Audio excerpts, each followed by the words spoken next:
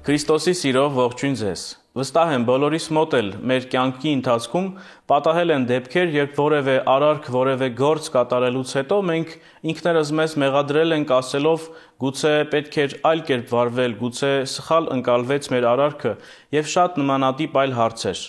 Սա թերևս ինքնավստահության պակասից է, կամ եթե ավելի ճիշտ արտահայտվելու լինենք, պիտի ասենք, որ իմաստության պակասից է։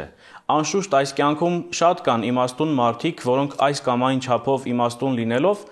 կյանքի ընթացքում սայթաքում են, կյանքի ընթացքում որևէ սխալ արարքներ են կատարում։ Սա ամենևին չի նշանակում, որ նրանք դադարում են իմաստուն լինելուց, այլ նշանակում է, որ այս ամենը մարդկային է եւ որ հարկավոր է այս ամենը հաղթահարել։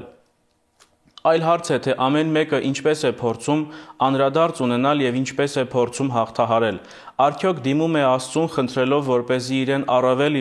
իմաստնացնի, թե փորձում է միայնակ լուծել իր խնդիրները։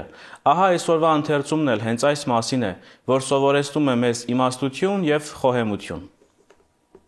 Իմաստությունը ավելի ցանկալի է, քան ոսկին, զգոնությունը ավելի ցանկալի է, քան արծաթը։ Կյանքի շավիղները խոտորվում են չարիքներից, կյանքի երկարությունը արդարության ճանապարհներին է։ Ով ընդունում է խրատը, բարիքի մեջ կլինի, հանդիմանությունը պահողը կիմաստնանա։ Տիրոջ ճանապարհով զգույշ գնացողը պահում է իր հոգին, ով սիրում է կյանքը, զսպում է իր բերանը։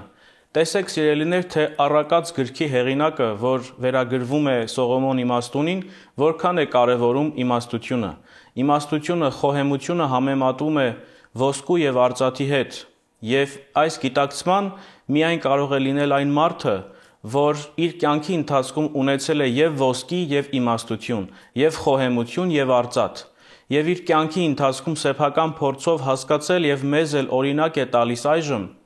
որ չկա աշխարհում ավելի թանկ բան, քան իմաստությունը, նույնիսկ ոսկին եւ արծաթը։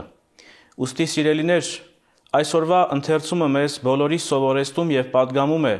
գնահատել հավիտենական արժեքները, որպեսզի կարողանանք նաեւ խնդրել Տիրոջից իմաստություն։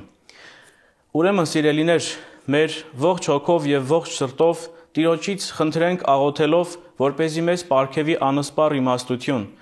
եւ նորոգի մեզ աստվածգիտության լույսով, որպեսզի կարողանանք մշտապես փառաբանել իրեն, ունենալով մեր մեջ կրելով կատարյալ իմաստությունը։ Աստված պահապան ամենքիս։